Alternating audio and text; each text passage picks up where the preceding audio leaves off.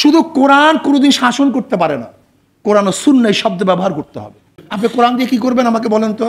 হজের পুরা ব্যাখ্যা কোরআনের মধ্যে নেই, জাকাতের পুরা ব্যাখ্যা কোরআনের মধ্যে নেই। যেমন নামাজের কথা বলছে কোরআন, কিন্তু 5 ওয়াক্তের ব্যাখ্যা কোরআনের মধ্যে নেই। কোরআন ও সুন্নাহ শব্দ ব্যবহার করতে হবে। যদি শুধু কোরআন কোরআন বলেন, হাজারো জায়গায় ডিস্টার্ব হবে, যা চিন্তাও করতে পারবেন না। এর জন্য আমি প্রত্যেকটা বক্তব্যকে বলবো, যখনই বলুন কোরআন সুন্নাহ, কোরআন সুন্নাহ, কোরআন সুন্নাহর আইন, শুধু কোরআন কোরআন, এটা ঠিক না। এটা হালে কোরআনিয়াদের একটা সাবজেক্ট, এটার মধ্যে মারাত্মকভাবে একটা দর্শনের গলত আছে। কোরআন ও সুন্নাহ, কোরআন ও সুন্নাহ, কেন কোরআন হাজারো, যেমন নামাজের কথা বলছে কোরআন, কিন্তু 5 ওয়াক্তের ব্যাখ্যা কোরআনের মধ্যে নেই।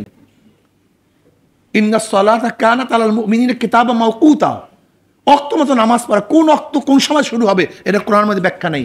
আপনি কিভাবে নামাজ পড়বেন আমাকে বলেন তো? রোজার গোটা ব্যাখ্যা, কিভাবে রোজা রাখতে হবে, কিভাবে রোজা ছাড়তে হবে, কোন সময় রোজা রাখতে হবে, কোন সময় রোজা ছাড়তে হবে, এর ব্যাখ্যা কোরআনের মধ্যে নাই।